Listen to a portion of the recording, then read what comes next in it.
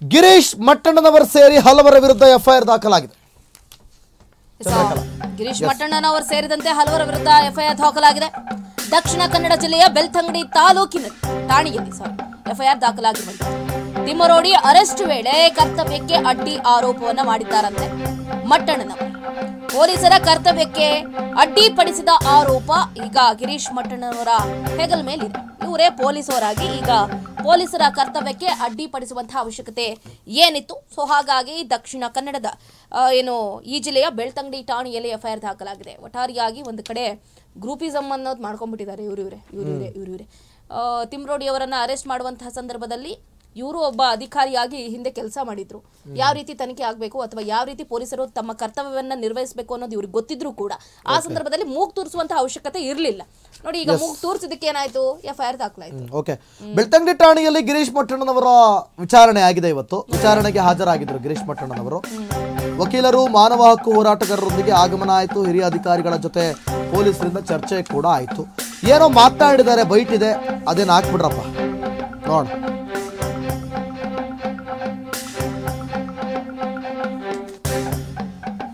ಏನಾಯ್ತು, ಗಿರೀಶ್ ಮಟ್ಟಣ್ಣನವರು ಏನ್ ಹೇಳಿದ್ದಾರೆ ತಗೊಳ್ಳಿ.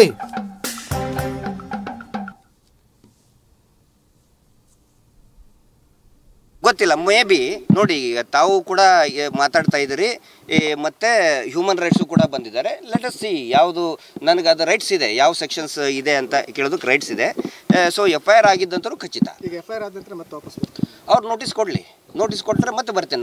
ನಾನು ಇಲ್ಲಿ ಬಂದಿದ್ದ ಉದ್ದೇಶ ಅಂದರೆ ನಾನು ಓಡಿ ಹೋಗ್ತಾ ಇಲ್ಲ ಸರ್, ಅಸಹಕಾರ ಅಲ್ಲ, ಸಹಕಾರ ಕೊಡೋಕೆ ನಾವು ಇರೋದಿಲ್ಲ. ಸೊ ಸಹಕಾರ ಕೊಡೋಕ್ಕಂತ ಬಂದಿದ್ದೆ ನಾನು. ಗೊತ್ತಿಲ್ಲ, ಮೇ ಬಿ ನೋಡಿ ತಾವು. ಓಕೆ, ನೆಕ್ಸ್ಟು ಅದೊಂದು ಬ್ರೇಕಿಂಗ್ ಫೈರ್ ಮಾಡಿ. ನಿನ್ನೆ ತಿಮ್ಮರೋಡಿ ಮನೆಗೆ ಹಲವಾರು ಪೊಲೀಸರು ಬಂದಿದ್ದರು. ನಿನ್ನೆ ನೋಡಿ, ತಿಮ್ಮರೋಡಿ ಮನೆಗೆ ಹಲವಾರು ಪೊಲೀಸರ ಆಗಮನ ಆಗುತ್ತೆ. ಯಾವ ಕಾರಣಕ್ಕೆ ಬಂದಿದ್ದೀರಿ ಅಂತ ಕೇಳಿದ್ವಿ. ನಿನ್ನೆ ಪ್ರಶ್ನೆ ಮಾಡಿದ್ದಕ್ಕೆ ನನ್ನ ಮೇಲೆ ಎಫ್ಐಆರ್ ಹಾಕ್ಬಿಟ್ಟಿದಾರಪ್ಪ, ನನ್ನ ಬೇಕಾದ್ರೆ ಅರೆಸ್ಟ್ ಮಾಡ್ಲಿ, ನಾನು ಹೆದರೋದಿಲ್ಲ, ಐ ಡೋಂಟ್ ಕೇರ್. ಹಿಂದೂಗಳ ಹತ್ಯೆಗೆ ತಿಮ್ಮರೋಡಿ ಪ್ರಶ್ನೆಯನ್ನ ಮಾಡಿದ್ದಾರೆ. BL ಸಂತೋಷ್ಗೆ ಬೈದಿದ್ದಕ್ಕೆ ಬಂಧನ ಆಗಿಲ್ಲ. BL ಸಂತೋಷ್ ವಿರುದ್ಧ ಮಾತಾಡಿದ್ದಾರೆ. ನಾವೇ ತೀರ್ಮಾನ ಮಾಡಿದ್ವಿ ಜೈಲ್ಗೆ ಹಾಕ್ಬೇಕು ಅಂತ. ತಿಮ್ಮರೋಡಿ ವಿರುದ್ಧ ಕಾನೂನು ಪ್ರಕಾರ ಕ್ರಮವನ್ನ ಕೈಗೊಳ್ಬೇಕು. ಮಹೇಶ್ ತಿಮ್ಮರೋಡಿ ಬಳಿ ಏನ್ ದಾಖಲೆ ಇದೆ ಅಂತ ಮಾತಾಡ್ತಾರೆ. ರಾಜಕೀಯವಾಗಿ ನೂರಾರು ವ್ಯತ್ಯಾಸ ಇರುತ್ತೆ, ಹಾಗಂತ BL ಸಂತೋಷ್ ಅವರನ್ನ ವಿರೋಧಿಸೋದಕ್ಕೆ ಆಗುತ್ತಾ, ನಾವು ವಿರೋಧ ಮಾಡಿ ಖುಷಿ ಪಡೋದಕ್ಕೆ ಆಗುತ್ತಾ ಅಂತ ಬೆಂಗಳೂರಿನಲ್ಲಿ DCM DK ಶಿವಕುಮಾರ್ ಅವರು ಹೇಳಿಕೆಯನ್ನ ಕೊಟ್ಟಿರುವಂತದ್ದು.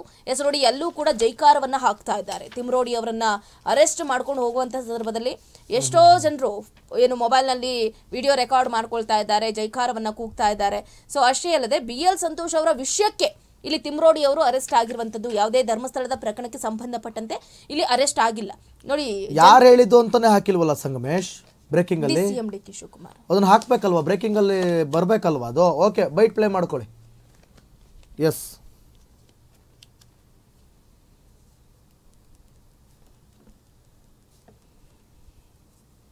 ಇಲ್ಲ ಅಂತ ಹೇಳಿದ್ರಲ್ಲ. ಸೊ ಅದನ್ನು ಎಲ್ಲರೂ ಅರ್ಥ ಮಾಡ್ಕೋಬೇಕು.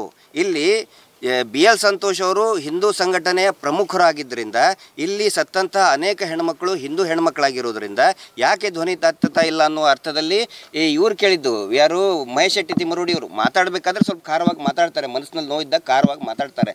ಅದನ್ನೇ ಇಟ್ಕೊಂಡು FIR ಮಾಡಿಸೋದಲ್ಲದೆ ಅರೆಸ್ಟ್ ಮಾಡೋ ಲೆಕ್ಕಕ್ಕೂ ಕೂಡ ಹೋಗಿದ್ದಾರೆ.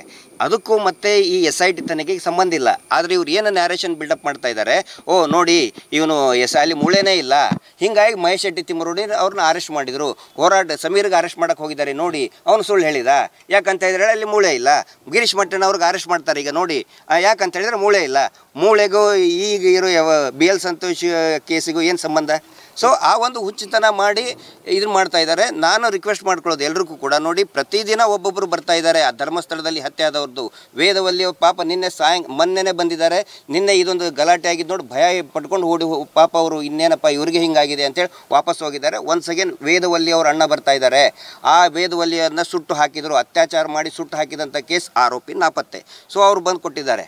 ಈಗ SITಗೆ ಬರೋರಿದ್ರು ಅವರು. ಸೊ ಅವರು ತುಂಬ ಜನ ಬರ್ತಾ ಇದ್ದಾರೆ. ಆ ಪ್ರಕ್ರಿಯೆಯನ್ನು ನಿಲ್ಲಿಸೋದಕ್ಕೆ, ಭಯಭೀತಿಯನ್ನು ಹುಟ್ಟಿಸೋದಕ್ಕೆ ಈ ಒಂದು ಪ್ರಯತ್ನ ಮಾಡ್ತಾ ಇದ್ದಾರೆ. ಸೌಜನ್ಯ ಹೋರಾಟಗಾರರು ಭಯವನ್ನೇ ಪ್ರಶ್ನೆ ಮಾಡುವಂಥವ್ರು. ನಾವು ಯಾವುದೇ ಭಯಕ್ಕೂ ನಾವು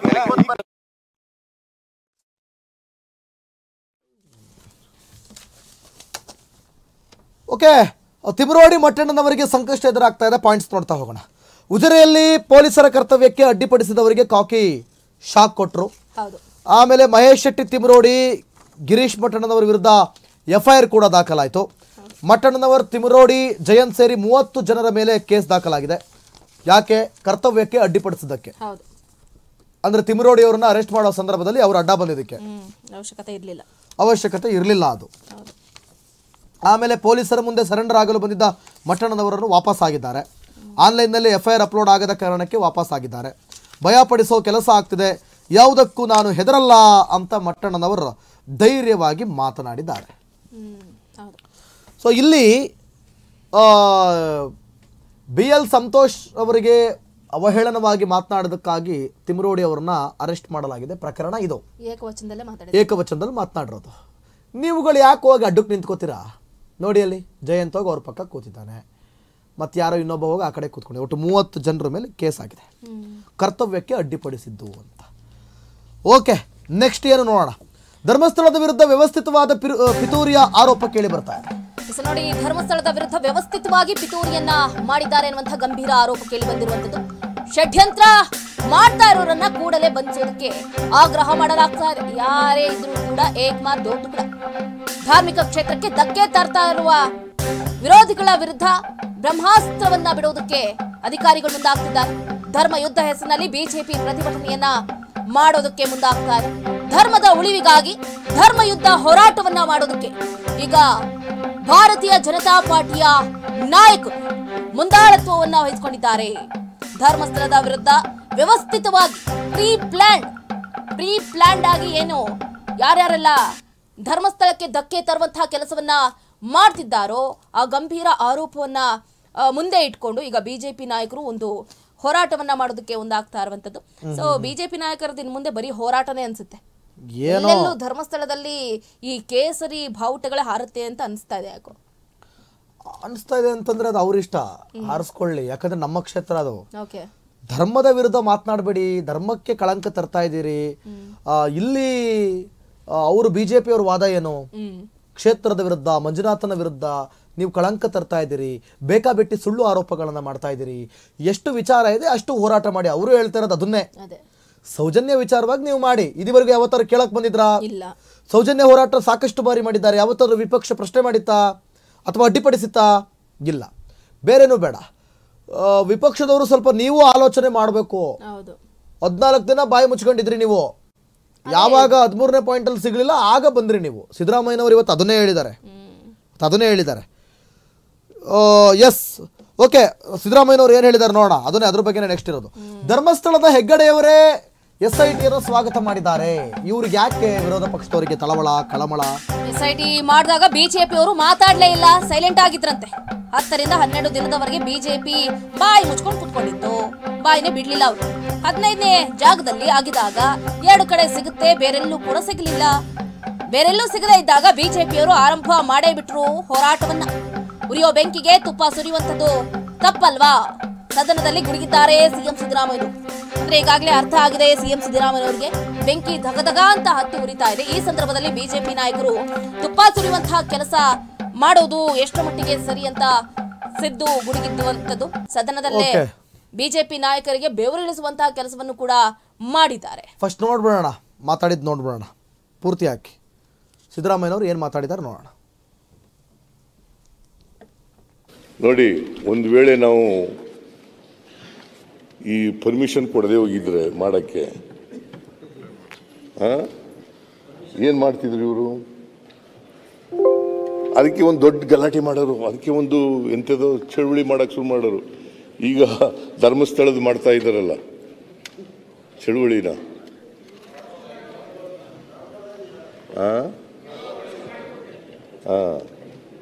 ಇದು ಧರ್ಮಸ್ಥಳದ ಹೆಗ್ಗಡೆಯವರೇ ಸ್ವಾಗತ ಮಾಡಿದ್ದಾರೆ.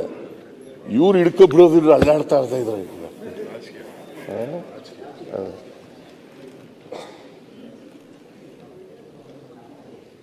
ಧರ್ಮಸ್ಥಳದ ಹೆಗ್ಗಡೆಯವರೇ ಸ್ವಾಗತ ಮಾಡಿದ್ದಾರೆ. ಅದು ಏನು ನಾವು SIT ಮಾಡಿದಾಗ ಮಾತಾಡನೇ ಇಲ್ಲ ಬಿಜೆಪಿಯವರು. ಸ್ವಲ್ಪ ದಿನ ಆದಮೇಲೆ 12 ದಿನ ಆದಮೇಲೆ ಅಲ್ಲಿವರೆಗೆ ಬಾಯಿನೇ ಬಿಚ್ಚಿರ್ಲಿಲ್ಲ ಇವರು. ಯಾವಾಗ 15 ಜಾಗಗಳೆಲ್ಲ ಡಾಕ್ಟ್ರೆ 15 ಜಾಗಗಳಲ್ಲಿ ಅಗೀತಾರೆ, ಅವ್ನು ತೋರಿಸಿದಂಥ ಜಾಗಗಳಲ್ಲಿ ಅಗೀತಾರೆ. 2 ಕಡೆ ಮಾತ್ರ ಸಿಗ್ತದೆ. ಒಂದು ಕಡೆ ಅಸ್ಥಿಪಂಜರ, ಇನ್ನೊಂದು ಕಡೆ ಮೂಳೆಗಳು ಸಿಗ್ತವೆ. ಅದು ಬಿಟ್ಟರೆ ಇನ್ನು 13 ಸ್ಥಳಗಳಲ್ಲಿ ಸಿಗೋದಿಲ್ಲ. ಅದು ಗೊತ್ತಾದ ಮೇಲೆ ಶುರುವಾಗೋಯ್ತು ನೋಡಿ BJP ಅವ್ರದ್ದು ಎಲ್ಲ. ಅಲ್ಲಿವರೆಗೆ ಏನು ಬಾಯಿ ಮುಚ್ಕೊಂಡಿದ್ರು ಸುಮ್ಮನೆ. ನಾನೇ ಮೈಸೂರಿಗೆ ಬಂದು ಪ್ರೆಸ್ ಮೀಟ್ ಮಾಡಿದ್ದೀನಿ. ನಾನೇ ಫಸ್ಟ್ ದಿನ ನೀವು SIT ಮಾಡಿದ ಫಸ್ಟ್ ದಿನ ಮೈಸೂರಲ್ಲಿ ಪ್ರೆಸ್ ಮೀಟು, ಮಾರನೇ ದಿನ ಬೆಂಗಳೂರಲ್ಲಿ ಪ್ರೆಸ್ ಮೀಟ್ ಮಾಡಿ ಇಲ್ಲಿ ಪ್ರಸ್ತಾಪ ಮಾಡಲಿಲ್ಲ. ಅಸೆಂಬ್ಲಿ ಶುರುವಾಯ್ತಲ್ಲ, ಅಸೆಂಬ್ಲಿ ಶುರುವಾದಾಗ ಮಾತ್ರ ಮಾಡಲಿಲ್ಲ. ಇಲ್ಲ ಮಾಡಲಿಲ್ಲ. ಇಲ್ಲ ನಾನು ಮುಂಚೆನೆ ನಾನು ಕಾಯ್ತು ನೋಡ್ತಾ ಇದ್ದೇನೆ. ನಾನು ಸುಮ್ಮನೆ ಕೂತ್ಕೊಂಡು ನೋಡ್ತಾ ಇದ್ದೇನೆ.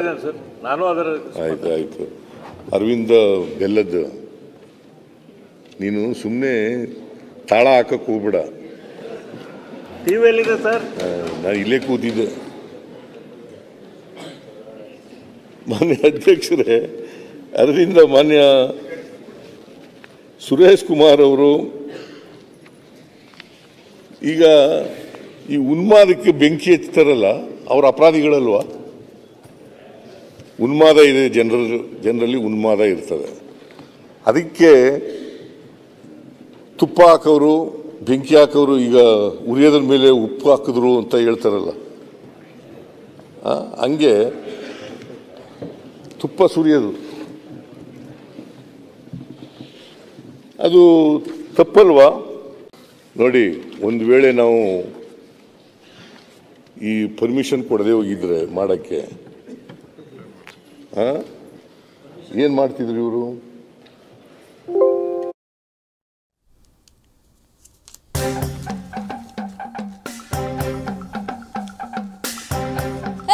ಇದೇ ವಿಷಯಕ್ಕೆ ಸಂಬಂಧಪಟ್ಟಂತೆ ಮಹೇಶ್ ತಿಮರೋಡಿ ವಿರುದ್ಧ DCM DK ಶಿವಕುಮಾರ್ ಅವರು ಗುಡುಗಿದ್ದಾರೆ. BL ಸಂತೋಷ್ ವಿರುದ್ಧ ಮಾತಾಡಿದ್ದಾರೆ. ನಾವೇ ತೀರ್ಮಾನ ಮಾಡಿದ್ವಿ ಈತನನ್ನ ಜೈಲಿಗೆ ಹಾಕಬೇಕು ಅಂತ. ತಿಮರೋಡಿ ವಿರುದ್ಧ ಕಾನೂನು ಪ್ರಕಾರ ಕ್ರಮವನ್ನ ಕೈಗೊಳ್ಳಬೇಕು. ಮಹೇಶ್ ತಿಮರೋಡಿ ಬಳಿ ಏನ್ ದಾಖಲೆ ಇದೆರಿ? ಪ್ರೂಫ್ ಏನಾದ್ರೂ ಇದೆಯಾ? ಬಾಯಿಗೆ ಬಂದಂಗ್ ಮಾತಾಡ್ತಾರೆ. ಒಬ್ಬ ರಾಜಕೀಯ ನಾಯಕ ಅನ್ನೋದು ಕೂಡ ಗಮನದಲ್ಲಿ ಇಟ್ಕೊಳ್ದೆ ಬಾಯಿಗೆ ಬಂದಂಗ್ ಮಾತಾಡ್ತಾರಂದ್ರೆ ಇವ್ರಿಗೆ ಏನನ್ಬೇಕೋ ಗೊತ್ತಿಲ್ಲ. ಮಹೇಶ್ ತಿಮರೋಡಿ ಬಳಿ ಏನ್ ದಾಖಲೆ ಇದೆ? ರಾಜಕೀಯವಾಗಿ ನೂರಾರು ವ್ಯತ್ಯಾಸ ಇರುತ್ತೆ. ಹಾಗಂತ BL ಸಂತೋಷ್ನ ವಿರೋಧಿಸೋದಕ್ಕಾಗುತ್ತಾ? ನಾವ್ ವಿರೋಧ ಮಾಡಿ ಖುಷಿ ಪಡೋಕ್ಕಾಗುತ್ತಾ? ಬೆಂಗಳೂರಿನಲ್ಲಿ ಈ ರೀತಿಯಾಗಿ ಹೇಳಿಕೆಯನ್ನ ಕೊಟ್ಟಿದ್ದಾರೆ DCM DK ಶಿವಕುಮಾರ್ ಅವರು. ಬಣ ಬಡಿದಾಟ ಏನೇ ಇರ್ಲಿ, ವಿ ಡೋಂಟ್ ಕೇರ್. ಬಟ್ ಒಬ್ಬ ರಾಜಕೀಯ ನಾಯಕನಿಗೆ ಹೆಂಗ ಮಾತಾಡ್ಬೇಕು ಅನ್ನುವಂತ ಕಾಮನ್ ಸೆನ್ಸ್ ಇಲ್ವಾ ಅಂತ ಈಗ DCM DK ಶಿವಕುಮಾರ್ ಹೇಳಿಕೆಯನ್ನ ಕೊಟ್ಟಿರುವಂತದ್ದು ಸಂಚಲನ ಮೂಡಿಸ್ತಾ ಇದೆ. DCM DK ಶಿವಕುಮಾರ್ ಅವರು ಕೊಟ್ಟಿರುವಂತಹ ಹೇಳಿಕೆ, BL ಸಂತೋಷ್ ಯಾರು ಅಂತ ಗೊತ್ತಿದೆ.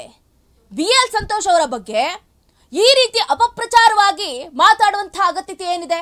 ಅದು ಕೂಡ ಏಕವಚನದಲ್ಲಿ ಒಬ್ಬ ನಾಯಕನನ್ನ ಮಾತಾಡಬೇಕಾ? RSS ಸಂಘಟಿತ ಚತುರನಿಗೆ ಈ ರೀತಿ ಏಕವಚನದಲ್ಲಿ ಮಾತಾಡಿದ್ರೆ ಅವರ ರಾಜಕೀಯಕ್ಕೆ ಧಕ್ಕೆ ಬರೋದಿಲ್ವಾ ಅನ್ನುವಂಥ ಹೇಳಿಕೆಯನ್ನ ಕೊಟ್ಟಿದ್ದಾರೆ. ಅಷ್ಟೇ ಅಲ್ಲದೆ ಇಲ್ಲಿ ನಾವೇ ತೀರ್ಮಾನವನ್ನ ಮಾಡಿದ್ವಿ ಈತನನ್ನ ಜೈಲಿಗೆ ಹಾಕಬೇಕು ಅಂತ. ಏನು ಸೋಷಿಯಲ್ ಮೀಡಿಯಾದಲ್ಲಿ ಬರೀ ಇವ್ರದೇ ಹಾವಳಿ. ದಿನ ಬೆಳಗಾದ್ರೆ ಸಾಕು ಫೇಸ್ಬುಕ್, ಯೂಟ್ಯೂಬ್, ಇನ್ಸ್ಟಾಗ್ರಾಮ್ನಲ್ಲಿ ದೊಡ್ಡ ಮಟ್ಟದಲ್ಲಿ ಧ್ವನಿಯನ್ನ ಎತ್ಕೊಂಡ್ ಬರ್ತಾರೆ. ಅಲ್ಲಿ ನಯಾ ಪೈಸೆ ಪ್ರೂಫ್ ಅನ್ನೋದಿರೋದಿಲ್ಲ. ಆದ್ರೂ ಕೂಡ ಜನರನ್ನ ದಿಕ್ಕು ತಪ್ಪಿಸುವಂತಹ ಕೆಲಸ ಆಗ್ತಾ ಇದೆ. ಸೊ ಹಾಗಾಗಿ ಇದಕ್ಕೆ ನಾವ್ ಹೇಗೆಲ್ಲ ಕಡಿವಾಣವನ್ನ ಹಾಕಬೇಕು ಅನ್ನೋದು ನಮ್ಗೆ ಗೊತ್ತಿದೆ ಅಂತ ಹೇಳಿದ್ದಾರೆ. ಅಷ್ಟೇ ಅಲ್ಲದೆ DCM DK ಶಿವಕುಮಾರ್ ಅವರು ತಿಮರೋಡಿ ಆಗಿರ್ಬೋದು, ಗಿರೀಶ್ ಮಟ್ಟಣ್ಣ ಆಗಿರ್ಬೋದು, ಸಮೀರ್ MD ಅವರಿಗೆ ಒಂದು ಖಡಕ್ ಸೂಚನೆಯನ್ನ ಕೊಟ್ಟಿದ್ದಾರೆ. ಹಾಗಾದ್ರೆ ಏನ್ ಮಾತಾಡಿದ್ರು DK ಕೇಳ್ತಾ ಹೋಗೋಣ. ಈಗ RSS ನಮ್ಮ ಇವರು national general secretary BL Santosh ಅವ್ರ ಬಗ್ಗೆ ಅವೇಳ್ಕರ್ ಮಾತಾಡಿದ್ರು. ನಾವು ತೀರ್ಮಾನ ಮಾಡಿದ್ದೀವಿ, ಒಳಕ್ಕೆ ಹಾಕಬೇಕು, ಕಾನೂನು ಪ್ರಕಾರ ಕೈಗೊಳ್ಬೇಕು. ಆ ಥರ ಎಲ್ಲ ಹಂಗೆಲ್ಲ ಮಾತಾಡ್ಬಾರ್ದು. ಯಾರೇ ಆಗಲಿ ಲೀಡ್ರು, ಏನು ದಾಖಲೆ ಇದೆ ಅವನ ಹತ್ರ? ಅವರು ಪೊಲಿಟಿಕಲಿ ವಿ ಹ್ಯಾವ್ 100 ಡಿಫ್ರೆನ್ಸಸ್. ಹಂಗಂತ ಒಬ್ಬನ್ನ ನಮ್ಮ ವಿರೋಧಿಗಳನ್ನ ಅವ್ನು ಯಾರೋ ಆ ಥರ ಮಾತಾಡ್ತೇನೆ ಅಂತ ನಾವು ಖುಷಿ ಪಡೋದಲ್ಲ. ಇವತ್ತು ಅವ್ನು ಮಾತಾಡ್ತಾಳೆ, ನಾನು ನಮ್ಮ ಮಾತಾಡ್ತೇನೆ. ಹಿಂದೆ ಚೀಫ್ ಮಿನಿಸ್ಟರ್ ಮಾತಾಡಿದ, ನಮಗೂ ಮಾತಾಡಿದ. We will not allow this. ನಾವು ಈ